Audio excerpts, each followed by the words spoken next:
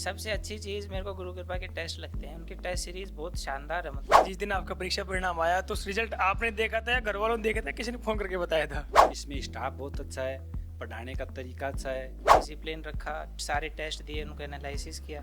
कि गुरु कृपा की टीम ने आपको किस तरीके से सपोर्ट किया, तो आपने गुरु कृपा का ही चयन क्यों किया? सारी फैकल्टी बहुत अच्छी हैं और जैसे उन्होंने क्लासेस का शेड्यूल कर रखा है कि मेरे को नहीं लगता कि सुबह 6 बजे इसको क्लासेस लगाता होगा, तो उससे बच्चा एक डिसिप्लिन में आता है। बाद में धीरे धीरे समझ आती है। मेरे पिताजी का बहुत इसमें रोल लिया, उन्होंने मेरे को समझाया। लेकिन जैसे ही इस बार मेरी माताजी वहाँ मेरे साथ रहने गई तो मैं डॉक्टर बन गया। नमस्कार, गुरु कृपा सीकर की नीट सक्सेस स्टोरी के क्रम में आज हमारी टीम पहुंची है कोटपूतली बहरोड जिले में। हम आपकी मुलाकात आज एक यहाँ के नौनिहाल बेटे से करवाएंगे जो हाल ही में जो नीट का परीक्षा परिणाम आया उसमें डॉक्टर बनने जा रहा है। मेरे साथ है सौरभ यादव, उनके पेरेंट्स। सौरभ, सबसे पहले आपको बहुत बहुत बधाई हो। धन्यवाद सर, आपको भी बहुत बहुत बधाई। सौरभ, सबसे पहले आप मुझे बताएं कि जिस दिन आपका परीक्षा परिणाम आया तो रिजल्ट आपने देखा था या घर वालों ने देखा था, किसी ने फोन करके बताया था? नहीं, जैसा कि परिणाम रात को आया था लगभग 10 साढ़े 10 बजे, तो मेरे परिवार वाले तो लगभग सो ही गए थे। मैं भी बस सोने ही जा रहा था, लेकिन फिर अचानक से मेरे को दिखा कि परिणाम आ गया, तो मैंने अकेले ही चेक किया। फिर मैंने उठ के बताया इनको। बिल्कुल। तो परिणाम आने के बाद में सबसे पहला रिएक्शन आपका क्या था? अब हालांकि जाहिर सी बात है, खुशी तो होती है परिणाम आने के बाद। आप इतने साल मेहनत करो, फिर आपका फल आपको मिले। आपको पहले से ही फिक्स था कि यार मेरा सिलेक्शन इस बार हो जाएगा, क्योंकि आपने आपका माइंडसेट हो गया था कि यार मेरे इस बार अच्छी तैयारी की है, मैंने अच्छे नंबर आएंगे मेरे? जी, इस बार लग रहा था मेरे को शुरू से ही कि मैं अच्छा पढ़ूंगा तो मेरा सिलेक्शन हो जाएगा, और उसी हिसाब से मेरा रिजल्ट भी आया। मैं बहुत खुश हूँ रिजल्ट को देख के अपने। बिल्कुल। आपके कौन सी तो रैंक आई है और आपके कितने नंबर आए हैं इस बार के नीट में? जी, मेरे री नीट में 615 नंबर आए हैं और मेरी AIR 6032 आई है। 6032 आई है। बिल्कुल। मैं आपके पापा के पास भी हमारे साथ हैं। इनके पिताजी एक एडवोकेट हैं। सर, जब परीक्षा परिणाम आया तो जब सौरभ ने आपको बताया तो आपका पहला रिएक्शन क्या था? मुझे बहुत खुशी हुई कि बच्चा आपकी बार सिलेक्शन हो गया और पूरे परिवार के अंदर बहुत अच्छा लगा। बिल्कुल। सर, सौरभ क्या बचपन से ही डॉक्टर बनना चाहता था या फिर आपका सपना था? कब आपको लगा कि मुझे मेरे बच्चे को डॉक्टर बनाना है? जैसा कि हमारे परिवार में 7वां बच्चा डॉक्टर अभी लाइन में है, और इससे पहले इसके चाचा जी भी MBBS करके अब BCMO नीमराना पद पर कार्यरत हैं, और मुझे भी ऐसा लगा कि बच्चे को भी अब मैं MBBS में डालूँ, मेडिकल लाइन में डालूँ। सर, जब आपने इसका एडमिशन 2024 में सीकर में करवाया तो सीकर में आपने बहुत सारी कोचिंग्स और भी देखी होंगी, तो आपने गुरु कृपा का ही चयन क्यों किया? आपकी कोचिंग बहुत अच्छी है, इसमें स्टाफ बहुत अच्छा है, पढ़ाने का तरीका अच्छा है, टेस्ट की जो योजना बना रखी इन लोगों ने वो भी बहुत अच्छी है। मैं बीच बीच में चेक करके भी आता था, जाता भी था। मेरे को आपका सारा इंस्टीट्यूट की जो कार्रवाई है अच्छी लगी। बिल्कुल। सर, एक पिता के तौर पर जब हम देखते हैं कि कक्षा 12वीं के बाद में बच्चों को ऐसा लगता है कि यार अब हमारे बच्चे को हम कौन सी लाइन में डालें, और नीट या फिर JEE की जर्नी होती है वो कई बार बहुत लंबी भी हो जाती है। आप उन पेरेंट्स को क्या मैसेज देना चाहेंगे जो ग्रामीण परिवेश से आते हैं लेकिन अपने बच्चों को डॉक्टर या इंजीनियर बनाना चाहते हैं? साहब, मैं ये कह रहा हूँ कि यदि बच्चा थोड़ा सा भी टैलेंट रखता है तो उनको आप मौका अवश्य देना चाहिए। हर बच्चे में टैलेंट होता है, हो सकता है कि 1-2 बार रुक जाए, लेकिन उनको अवसर देना ज़रूरी है। चाहे वो पैसे की व्यवस्था किधर से भी करे, आपने को उसको व्यवस्था करके कैसे भी करके बच्चे को टैलेंट दिखा करके निकालना पड़े। आपने कहा कि सौरभ 7वां बच्चा है जो ये 7वां डॉक्टर आपके परिवार से बनने जा रहा है, तो क्या पूरे परिवार ने ठान रखा है कि सारे बच्चों को लगभग डॉक्टर ही बनाना है, बल्कि आप खुद एक वकील के पेशन में हैं? ऐसा क्यों? साहब, पहले से हम तो जैसे भी हमारे 6-7 भाई हैं, पिताजी की भाई, और उनमें से 7वां है। टोटल 7 ही भाई हम, मेरे पिताजी वगैरह के सारे भाई बंद, हम सगे 2 ही भाई हैं, लेकिन सभी में 7वां बच्चा इसलिए है कि 2 मेरी जो भतीजियाँ हैं वो, इससे पहले भी एक बच्चा मेरे ताऊ जी का बच्चा यहाँ पर सवाई माधोपुर से सिलेक्शन हुआ है, SMS से एक भतीजी का सिलेक्शन हुआ है, और सभी मेडिकल लाइन में जा रहे थे। तो हमने भी ये सोचा कि भाई चलो अच्छा है कि मेडिकल सबसे मिलजुल कर काम चलेगा तो कुछ सीख मिलेगी इससे। बिल्कुल। तो शायद आपका जो परिवार है उसका फ्यूचर में कोई हॉस्पिटल खोलने का प्लान तो नहीं है? साहब, ऐसा कुछ नहीं है, वो तो ईश्वर की कृपा है, आगे क्या होगा वो ईश्वर राम रचि रखा, लेकिन अब जो भी है नौकरी। मैं सौरभ के पास वापस आता हूँ। सौरभ, जब आप गुरुकृपा गए 2-3 साल की आपकी वहाँ की जर्नी रही, मुझे आप विस्तार से आपकी जर्नी के बारे में बताएं, प्रथम ईयर से लगा करके अंत तक की गुरुकृपा की टीम ने आपको किस तरीके से सपोर्ट किया।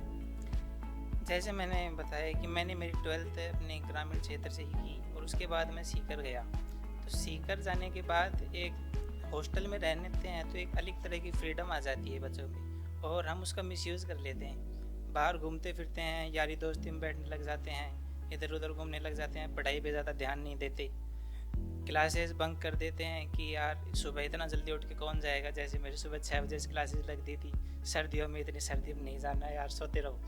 तो ऐसी कई सारी दिक्कतें आती हैं। लेकिन हालांकि मेरे को 3 साल का समय लगा, मैं 3 साल गुरुकृपा परिवार से जुड़ा रहा। धीरे धीरे समझ आया मेरे को कि कैसे ये दुनिया चलती है, समाज की समझ आई। तो समय के साथ आपको एक समय के बाद आपको समझ आ ही जाती है कि फिर कैसे इसे आपको अपनी ज़िंदगी में आगे चलना है। तो फिर मैंने इस साल थोड़ा कंट्रोल किया, बाहर नहीं गया, क्लासेस अच्छे से ली और सुबह भी डिसिप्लिन रखा, सारे टेस्ट दिए, उनको एनालिसिस किया। तो फिर इस प्रकार मेरे को लग रहा था कि इस बार मेरा अच्छा रिजल्ट आएगा और वैसा ही हुआ। आपने कहा कि जब ग्रामीण परिवेश से कोई बच्चा पढ़ करके जाता है तो उसको फ्रीडम आ जाता है और वहाँ जा करके कई बार उसको लगता है कि यार मैं तो कहाँ कौन सी दुनिया में जी रहा था, यहाँ की तो दुनिया ही अलग है। उसकी शायद भनक आप उसकी संगत आपको भी लग गई थी शायद थोड़ी हवा, जिसको अपने गाँव में कहते हैं ना कि हवा लाग गई सीकर जगह। हाँ जी जी बिल्कुल, ऐसा बिल्कुल होता है कि ग्रामीण क्षेत्र में हम देखते हैं कि इतना कुछ वो नहीं है, अपना सीधा रहते हैं, अपने काम से काम रखो, घर पे रहो, ज़्यादा बाहर जाना नहीं। एकदम से आप शहर में जाते हो, अपने आसपास की चीज़ें देखते हो, एनवायरनमेंट का बहुत फ़र्क पड़ता है। यार दोस्तों को देखते हो, यार ऐसे ऐसे कर रहे हैं, घूम रहे फिर रहे हैं, तो मैं भी क्यों नहीं करूँ, इच्छा करती है शुरू में। तो शुरू में मैं भी उस लाइन में चला गया, थोड़ा डाइवर्ट हो गया था मैं, लेकिन अब ठीक है, समझ आ गई, तो अब अच्छी बात है। एक कहावत आपने सुनी होगी कि एक अच्छा इंसान वही होता है जो अपनी गलतियों से सीखता है और उसके बाद में वो सफलता हासिल करता है।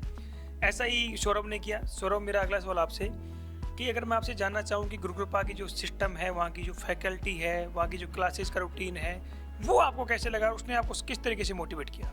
जी बिल्कुल, गुरुकृपा हालांकि हमारे काफ़ी परिवार से भी काफ़ी बच्चों से पढ़े हुए हैं, तो एक उसका फ़र्क पड़ता है। आसपास में हमारे क्षेत्र में गुरुकृपा का बहुत चलन है, एक क्रेज़ है कि यार GCI बहुत अच्छी कोचिंग है नीट के लिए। हम सबसे पहली प्रायोरिटी GCI को ही देते हैं कि वहाँ सीकर जाके हम तैयारी करें नीट की। GCI सिस्टम है, सही बता रहा हूँ, बहुत अच्छा सिस्टम है, बहुत अच्छे से डिसिप्लिन्ड सिस्टम है, सारी फैकल्टी बहुत अच्छी हैं। और जैसे उन्होंने क्लासेस का शेड्यूल कर रखा है कि मेरे को नहीं लगता कि सुबह 6 बजे इसको क्लासेस लगाता होगा, तो उससे बच्चा एक डिसिप्लिन में आता है और फोकस रहता है, सुबह सुबह अच्छा रहता है। और जैसे ये रेगुलरली हर हफ्ते टेस्ट लेते हैं, कई कोचिंग में क्या है कि 2-3 हफ्ते कोई टेस्ट नहीं है, तो बच्चे में भी वो थोड़ा सा डाउन हो जाता है कि यार बाद में कर लेंगे। अब जैसे हर हफ्ते टेस्ट है तो वो अपने कंटिन्यूस चलता जाता है कि यार मेरे को पढ़ना है, टेस्ट आ रहा है, और रिज़ल्ट अच्छा नहीं आए तो घर वाले पूछते हैं या मेंटर्स पूछते हैं, टीचर्स पूछते हैं कि रिज़ल्ट अच्छा कैसे नहीं आया, तो उनका जवाब देना पड़ता है। तो इस हिसाब से GCI बहुत ही अच्छी फैकल्टी है और बहुत ही अच्छी मेंटरशिप है। हाँ, उन्होंने हमेशा मेरी सहायता की जब भी मैंने डाउन फील किया। बिल्कुल। मैं आपसे जानना चाहूँगा, आपने कहा कि आप थोड़ी सी आउटलाइन चले गए थे, इसको अपने गाँव की भाषा में कहते हैं, तो जब आप आउटलाइन गए तो आपको किसने सबसे ज़्यादा सपोर्ट किया और किससे आप जा करके मिले। जी शुरू में तो इतना एहसास नहीं होता, कि शुरू में तो बहुत अच्छा लगता है कि यार घूम रहे फिर रहे हैं, बहुत अच्छी बात है। फिर बाद में धीरे धीरे समझ आती है। मेरे पिताजी का बहुत इसमें रोल लिया, उन्होंने मेरे को समझाया पास बैठ के कि ऐसे ऐसे नहीं होता, कि कैसे अपने को आगे लेके चलना है, या कुछ काम क्या है या जो सही है उसके लिए मेरे को मार्गदर्शन दिया। बिल्कुल। उसमें GCI के मेंटर्स ने भी मेरी हेल्प की, मैं 2-3 बार उनसे भी मिल के आया, उन्होंने भी मेरे को बताया कि किस प्रकार से मेरे को अपनी तैयारी आगे करनी है और जो पहले हो गया उसको कैसे छोड़ना है और आगे नई शुरुआत करनी है। मैं अगर आपसे, आपने कहा कि आप बाहर हॉस्टल में रहते थे या फिर गुरुकृपा के हॉस्टल में या बाहर PG में रहते थे। नहीं, मैं PG में रहता था। PG में रहे हो, बिल्कुल। तो आपकी माताजी भी आपके साथ रहती थी। जी, वो इस साल गई थी मेरे साथ तैयारी करवाने। बिल्कुल। तो 2 साल जब माताजी नहीं रही तब आपने थोड़े मजे ले लिए, इस साल जब आपकी माताजी साथ में गई तो आपने अच्छे से पढ़ाई की। जी जी, ये घर वालों का एक बहुत बड़ा फ़र्क पड़ता है, एक डिसिप्लिन में रखने के लिए। ऐसा लगता मेरे को कि मेरी माँ मेरे को अच्छे से गाइड करेगी, डिसिप्लिन में रखेगी। बिल्कुल। तो इसी प्रकार से मैंने अपनी माँ को बोला कि इस बार आप मेरे साथ चलें, और वो सफल भी रही उनकी मेहनत जाने की। तो बिल्कुल। मैं अगर आपसे जानना चाहूँ कि आपकी 24 घंटे का रूटीन, आपका पढ़ाई का शेड्यूल क्या रहता था, आपने किस तरीके से 24 घंटे को आपने मैनेज किया, क्योंकि जो इस वीडियो को आपके छोटे भाई बहन देख रहे हैं, जो भी आपकी तरह डॉक्टर या इंजीनियर बनना चाहते हैं, तो उनके लिए वो मददगार साबित हो। देखो, मैं निशाचर प्रवृत्ति का ज़्यादा हूँ। जैसा कि मैंने कहा कि सुबह 6 बजे क्लास लगती थी, तो मैं इतना जल्दी उठ नहीं पाता था, ना ही मेरी कोई आदत थी पहले से उठने की। 2 साल में तो ज़्यादा ही ख़राब हो गई थी। तो फिर जैसे धीरे धीरे उठना सीखा। पहले तो सुबह मैं ज़्यादा नहीं पढ़ पाता था, सुबह तो मैं उठ के और कोचिंग ही जा पाता था, इतना ही समय होता था मेरे पास। लेकिन आके खाना वाना खा के थोड़ी देर रेस्ट करके फिर मैं पढ़ता था, फिर शाम को थोड़ा चाय वगैरह पी के, लेकिन रात को मैं लेट तक पढ़ लेता था। इसमें थोड़ा मेरा अच्छा बेनिफिट रहा कि शांत वातावरण भी हो जाता था। सब सोने के बाद 9-10 बजे के बाद लगभग 12-1 बजे तक मैं आराम से पढ़ लेता था। बिल्कुल। अगर जैसे आपके 3 सब्जेक्ट होते हैं सौरव, 3 सब्जेक्ट में से सबसे स्ट्रॉन्ग सब्जेक्ट आपका कौन सा था? देखो, सब्जेक्ट एक तो पसंद होती है बच्चों की कि मेरे को कौन सा सब्जेक्ट ज़्यादा पसंद है, मेरे को कौन सा अच्छा लग रहा है पढ़ने में। एक अपन जैसे कॉम्पिटिटिव एग्ज़ाम की तैयारी कर रहे हैं, तो उस हिसाब से देखना पड़ता है कि कॉम्पिटिटिव एग्ज़ाम में मेरे को बायो पे ज़्यादा फोकस करना है, वही मेरी स्ट्रॉन्ग रहेगी। हालांकि मैं बताऊं तो मेरे को फिजिक्स ज़्यादा अच्छी लगती थी तीनों सब्जेक्ट्स में, उसमें मेरा अच्छा स्कोर गया। और इस बार जो फिजिक्स का पेपर जैसा आया था, उसमें मेरी उसकी बहुत मदद की। फिजिक्स वैसे सबसे हार्ड सब्जेक्ट माना जाता है आपके इस एग्जाम में? जी बिल्कुल माना जाता है, पर वो काफ़ी इंटरेस्टिंग भी है। बिल्कुल। तो आपकी माता जी आ गई, मैं इनसे बात करता हूँ। मैम, सौरभ अभी हमें इंटरव्यू बता रहा था कि मैं 2 साल जब मम्मी साथ नहीं रही, तब थोड़ा सा मैंने वहाँ सीकर में जाके ज़िंदगी के मज़े लिए, मैं इतना नहीं पढ़ पाया। लेकिन जैसे ही इस बार मेरी माता जी वहाँ मेरे साथ रहने गई, तो मैं डॉक्टर बन गया। सबसे पहले तो आपको बधाई हो, और आप क्या कहना चाहोगे? अजय, आप गुरु जनाब और सबको आशीर्वाद से और भगवान की कृपा हुई से गई थी मैं आपकी बार इसके साथ, तो इसकी देखभाल के लिए इसके साथ भी जाती थी, कोचिंग में भी। बिल्कुल। तो मैम, आप क्या कहना चाहेंगे कि जो ग्रामीण परिवेश से बच्चे बाहर पढ़ने जाते हैं, तो आप उनके मम्मी पापा को क्या मैसेज देना चाहोगे, क्या कहोगे आप? अजय, उनके साथ जाओ, बच्चों की देखभाल करो और पढ़ाई का ध्यान दो कि भाई बच्चा कोई की 3 डोली नहीं है। तो जैसा सौरभ ने बताया कि ये 2 साल तक जब वहाँ रहा, तो शायद इसके इतने अच्छे नंबर नहीं आ पाए, थोड़ा बहुत इसका मिसगाइड भी हो गया दोस्तों के साथ में। जब आप वहाँ पूरे साल सीकर रहे, तो सीकर में आपको सबसे अच्छी कौन सी कोचिंग लगी और उसका क्या कारण है? अजय, हमने तो फर्स्ट में ही गुरु कृपा में ही करवाया था इसका एडमिशन, और ये 2 साल तक बाहर रहा, तो उसमें ही इसकी वो क्लासें दिवाई। बिल्कुल मैम, धन्यवाद मैम। मैं वापस सौरभ के पास आता हूँ। सौरभ, एक आप जब हॉस्टल में रहते हैं और एक पेरेंट्स के साथ रहते हैं, तो उस वाली ज़िंदगी में कितना अंतर होता है दोनों में, थोड़ा वो भी हमें बताएं आप। जी बिल्कुल अंतर रहता है। इस उम्र में जो है, जैसे 18-20 की जो उम्र है, इसमें बच्चे के साथ बहुत सारी चीज़ें चल रही होती हैं। उसमें इतनी समझ नहीं होती कि वो ये सब चीज़ें समझ ले और अपने लिए सही फैसले ले सके। वो आकर्षित हो जाता है बाहर की चीज़ों से, अपने आसपास के वातावरण से। घर वालों के साथ जाने से फ़ायदा है कि वो नियंत्रण में रहता है। खास करके ग्रामीण परिवेश के जो बच्चे हैं, उनके लिए डिसिप्लिन ही बहुत ज़्यादा है। डिसिप्लिन अगर वो हैं, तो वो अच्छी ज़िंदगी में अच्छी चीज़ें हासिल कर सकते हैं। तो घर वालों का जाने का ये बहुत अच्छा असर रहता है कि वो। अगर मैं आपसे जानना चाहूँ कि अगर कोई नीट की तैयारी करना चाहता है और आपकी तरह डॉक्टर बनना चाहता है, तो आपके जो छोटे भाई बहन इस वीडियो को देख रहे हैं, आप उनको क्या मैसेज देना चाहोगे? जी बिल्कुल, अगर आप चाहते हैं कि मैं नीट की तैयारी करके MBBS डॉक्टर बनूं, तो आप बिल्कुल जाइए, एक बार कम से कम अपने आप को मौका ज़रूर दिए।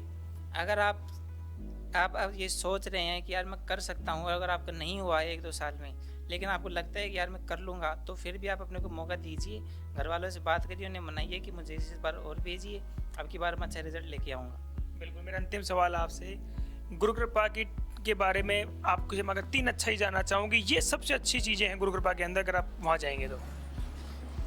गुरु कृपा देखो बेस्ट है हमारे आसपास। तो मैं नहीं मानता कि GCI के आसपास कोई कोचिंग है नीट की तैयारी के लिए। अगर मैं खासकर बात करूँ, सबसे अच्छी चीज़ मेरे को गुरु कृपा के टेस्ट लगते हैं। उनके टेस्ट सीरीज़ बहुत शानदार है मतलब, और वो जो रेगुलर बेसिस पे हर हफ्ते टेस्ट लेते हैं, RTS लेते हैं, और जो उनके लास्ट में कोड्स और DTS चलते हैं, वो तो मतलब अलग ही लेवल के हैं। तो GTS के हिसाब से, और जो उन प्रश्न पूछते हैं, हर लेवल के अच्छे सवाल पूछते हैं, तो उनसे भी बहुत फ़र्क पड़ता है। GCI का सिस्टम बहुत अच्छा है, डिसिप्लिन सिस्टम है, फैकल्टीज़ बहुत अच्छी हैं, सब वेल प्लान चलता है, ऐसे कोई मैसअप नहीं है, सब बहुत अच्छे से चल रहा होता है, तो ये बहुत अच्छी खूबियाँ हैं एक कोचिंग को चलाने के लिए और एक बच्चे के लिए भी, अगर वो नीट की तैयारी करना चाहता है तो। Okay, thank you sir, best of luck. Thank you sir.